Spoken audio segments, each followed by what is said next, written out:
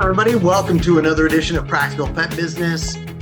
Lorin, let's talk about labeling because this continues to be a topic you and I are asked all the time, not just by pet parents, but by pet businesses.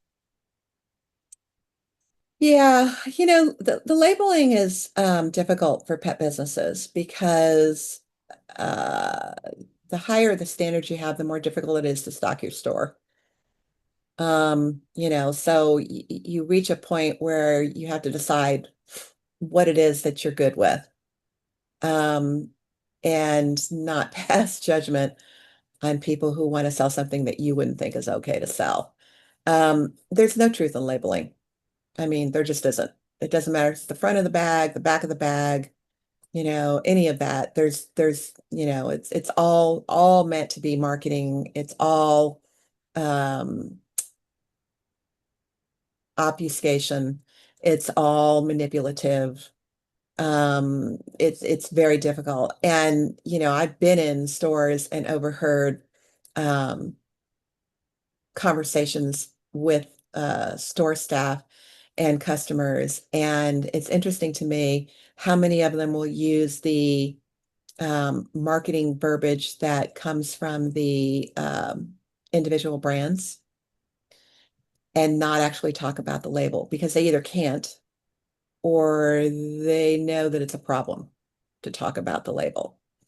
So, if you're going to talk about the label and you're going to be upfront about it, and I advocate that. And the reason I advocate for that is because it turns out that if you let the consumer decide, it's not going to work against you. If you're truthful, it will not work against you. If you're going to carry something that maybe you wouldn't personally feed, I had that happen in my store where people said, "Well, if you were going to feed a kibble, which kibble would you feed?" And I sold kibble. And I said, I wouldn't. No, no, no. I know you wouldn't, and you don't. But if you were going to, which ones of the ones would you sell? I wouldn't. I wouldn't feed any of them. You wouldn't feed. What if you had to? I wouldn't have to. As long as there's real food anywhere, I can take care of my animals, and people would just look at me and they'd go, okay, so I just pick one of these. Yes, I can sort of guide you based on, what you tell me the issues are, the needs are, or that kind of thing. But it never worked against me, ever. I mean, my kibble Right. sales went up and, my frozen and gently cooked sales were, off the charts. But just by being honest and truthful and not, and I had people say, well, why not? Well, I don't like synthetic ingredients, and anytime you overprocess anything, you have to add synthetic ingredients. So I prefer not to. And I just prefer real food. So that's just me. But if you want to feed a kibble because you're comfortable with it, these are the kibble that I feel comfortable guiding you through, you Yeah, know? I love that. And I was there. I was at the store. I I made, know you and I had this conversation. yeah. But your approach, and I want to make sure that the business owners out there are really getting that this point through. You delivered that messaging to folks without any kind of judgment, any kind of negative impact. And because of that, what you did was you opened up the mind to other ways and pathways that some of these folks probably wouldn't have. And you made folks feel comfortable. And so, from a business standpoint and labeling and whatnot, I think that is so important because all too often I have seen, especially in natural stores, yeah, where they'll talk down. It's like if you're talking down and turning this into a negative, why do you even have it in your store? Just go all Right. in if that's going to be the attitude that you and your employees have, then just own it. And that's okay. I'm sure there will be people who won't shop there because of that. Because Hmm. for many people, they don't know. They haven't been given the information, they haven't been given the opportunity. And that was one thing that I really loved and could always promote when I would say to people, go out and, Lauren and her team, they've got no judgment. They've got nothing but love for you and your beings. And they'll meet you where you're at. And if you're ready to be elevated, they'll help you elevate. And I think that is so critical because that's a missed opportunity. For all the times people want to, get upset with vets for not being the best communicators and this and that, I find it ironic that there's so many people in the pet business, in whether it be stores, manufacturers, etc., and you Hmm. just listen to their stances. And I'm probably guilty of it as well.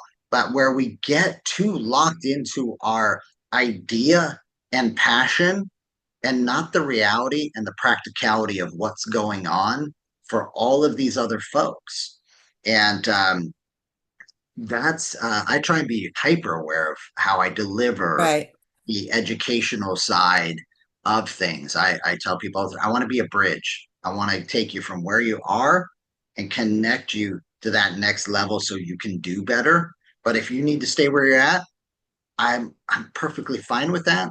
And let me give you a couple easy practical things to help elevate it until you want to get across the bridge. You can't force people across the bridge if they don't want to cross the bridge. It's not going to happen. No, and it's not an all or nothing. I mean, that's just it. I mean, Yeah. I've had conversations with people that please, yeah, add real food if you can. If you can't, then how about once a week you do this or twice a week you do that, kind of a thing. It's just there's no parameters on it. But I want to go back to the truth and labeling thing and why this is an issue. So I had a particular food in my store. This is where I dropped all beliefs that there was even a modicum of truth in the ingredient panel. Um, there was particular food that I carried, a kibble that I carried. And it's widely carried now. And I had a client who said something's changed in this particular kibble line that she'd been feeding. And she said, my dog's having reactions. And I said, I don't think so. And I kept pictures of ingredient panels and stuff. So I looked at the bag, I looked at the pictures, nothing's changed. Go back and forth. I called the company, nothing's changed. I go back and forth. Um, so I finally get to somebody high enough in the company because I'm persistent that way, and said, something's got to be different. Well, we get a 6 month grace period when we're changing our ingredients to not having the bag match the ingredients that are actively in the food because of the costs of packaging.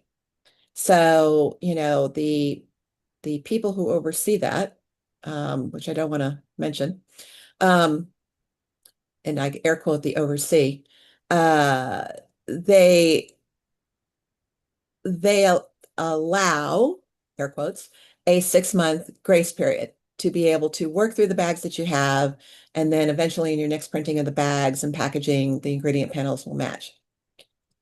So my next thing was, it makes it really difficult when you have a kid with issues. It does. No, I can totally understand that. So how long has this been happening? Because she says it's been a while. And he said, well, so far, it's been 9 months. And I said, 6 months, 9 months. When do you think the new packaging will be out? Probably sometime in the next 6 months. Okay, well, right now we're at a year and 3 months. So what happened to that 6 month grace period? Nobody's overseeing that. Right. Nobody's watching that. And the numbers of times where I've called a company and said, so any of your ingredients come from XYZ country? And they say, no, no, no, no, no. And in the course of conversation, go, oh, well, except for this and this. I'm like, wait a minute, what happened? Well, we weren't able to source it in our normal provider. So we had to reach outside of that. And the only place that was available was here and here. So substitutions get made. Um, things get put in place that are not what you think you signed up for, not what you think that you are representing. And it's disconcerting. it doesn't happen just in pet food. It happens in people food too. It's I care more about pet food than I do people food, because people have the ability to, look at that and decide that and move accordingly. And it's transient, right? We get a variety. We tend to rotate our own diets, but people don't tend to rotate animal diets. Right. And that's the cause for concern. If you're not rotating, if you're not feeding multiple things, then it's an even bigger issue. So I just really hope, after 25 years and the numbers of conversations that I've had with brands, and I am painfully persistent and, detective-ish on this, that I'm digging, digging, digging all the time to find out the things that I found out. It's just better not to believe it. And if somebody comes in and says, I don't know, my dog's been doing well on this, but they're not anymore, why fight it? Find something else because I guarantee you there's a change that isn't Yeah. reflective anywhere that you're looking at it. And it's, even if they change co-packers, then, or they change sources, that is then going to change the ingredients, right? Because your animal is what the animal they ate when it was alive. So all of that affects it. Yeah, and I love that you talk about if they change co-packers. Let's talk about sometimes it's not that they change the co-packer, it's that they're no longer one of the top brands at that co-packer, and their That, scheduling has been adjusted and changed, and or oh, they were splitting orders on things with some of the other things that are being co-packed at that mhm, facility. The biggest one decides they want to make a change that has a trickle down throughout. There's sure no does. line of sight on that. There's just no line of sight, no communication. Um, and I don't even know as a pet business, unless you're on the manufacturing side, that you would know to be aware of that. But there are things that you can and should be aware of. And I mean, there's a couple of baseline things that really frustrate me when I'm in stores and I hear people go, "Oh, this is great. It's all natural." And then people go, "Oh, okay, cool." And I'm like, "Oh my gosh." And I have to do my best not to be the, all natural police and be like, hey, why don't you tell them what natural actually means? You know, and I think that's again a missed opportunity for you as a business to be there to say, if you hear your customer say, "Oh, I like this because it's all natural," and you have any kind of understanding of what natural means, which is basically whatever you think it means because it's so loosely regulated and defined. Uh-huh. Um, it's like, oh yeah, it's all natural. I mean, but if you look at the back of the panel here, it's got all these synthetic vitamins in it, but it's still all natural. Uh, really? I mean, come on, take that next step. And to me, that's when I know I'm in a business or working with someone who cares or just doesn't care, you know, because there's just some easy things that should be a baseline for you all to be an educational resource for your customers.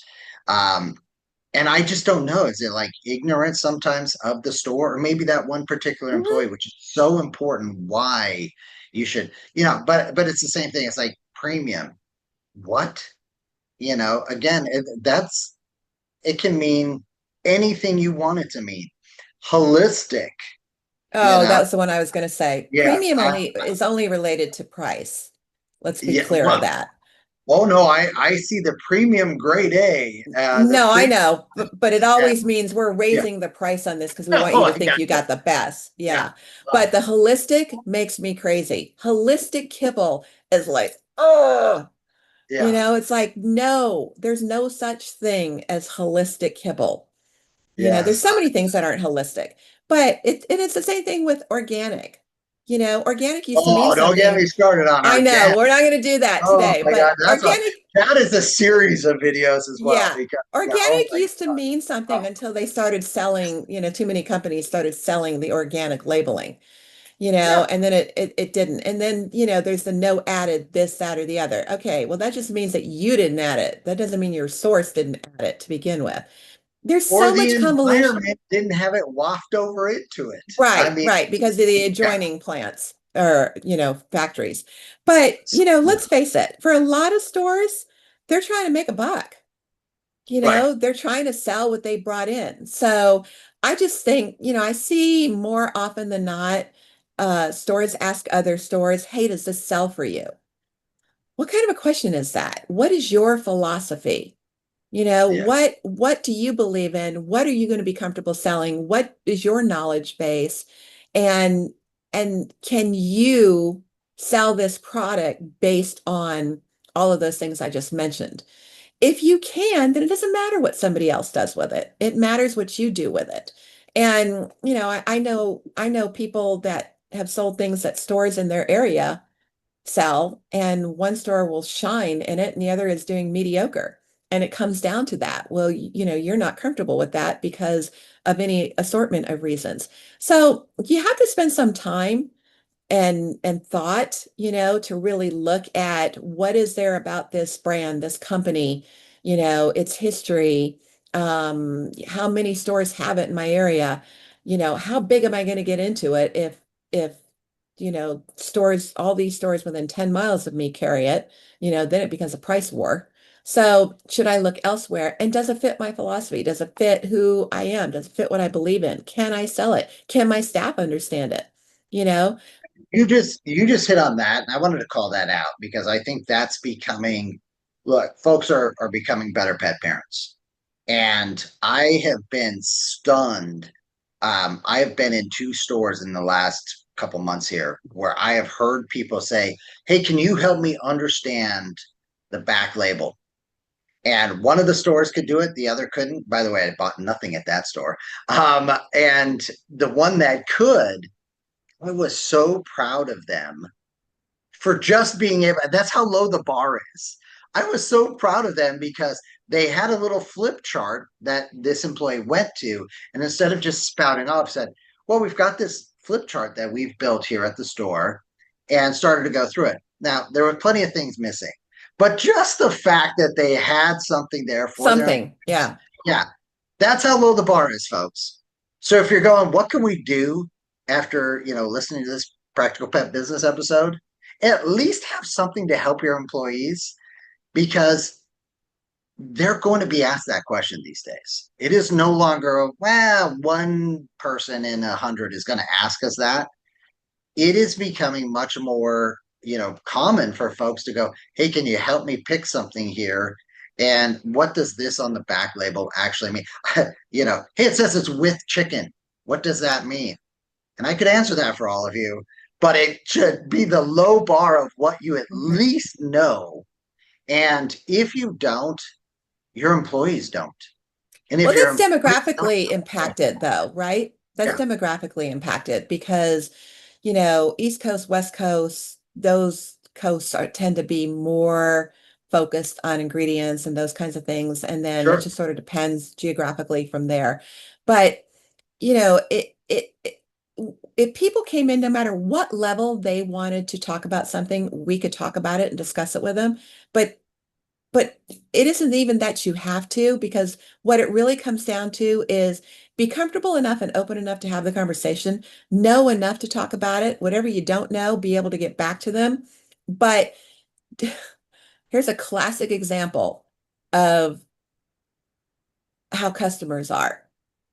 Somebody comes in, can't find a particular kibble. This place they normally buy it, I don't recognize the client. I know they're not a regular client. I'm the one they're dealing with.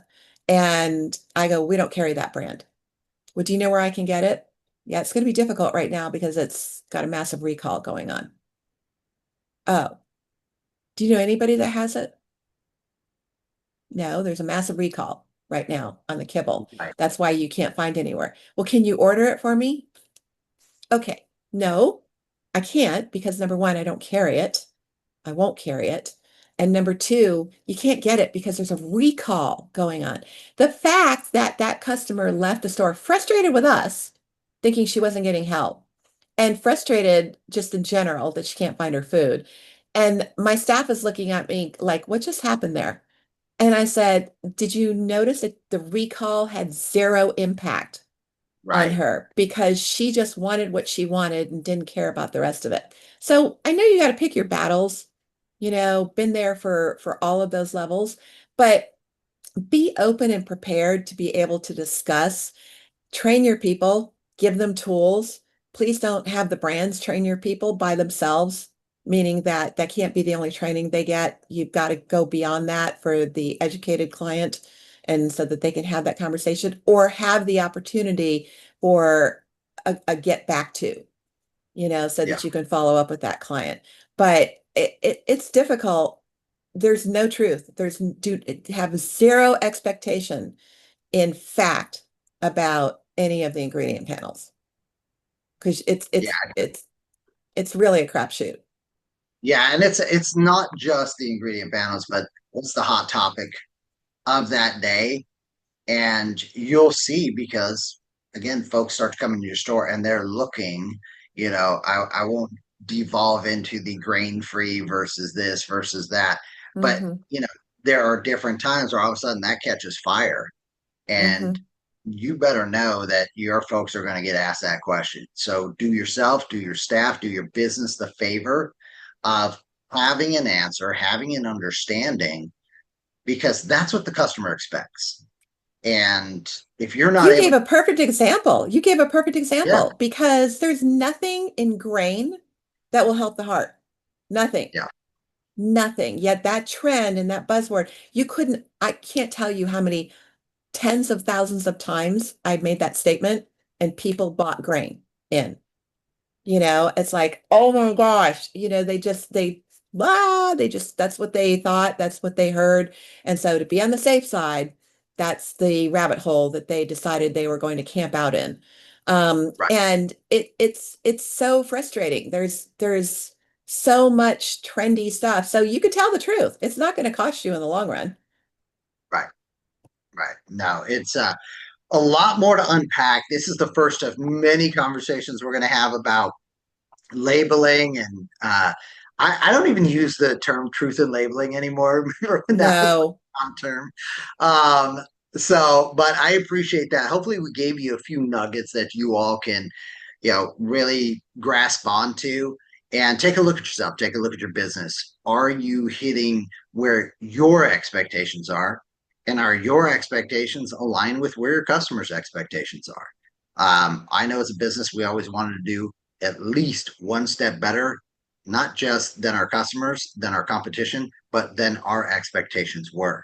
And it's interesting because the further you go and you see those results, it inspires you to go beyond that. So thanks for taking your time with us. We know you've got a lot on your plates, you've got businesses to run.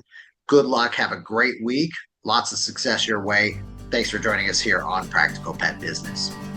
thanks, guys.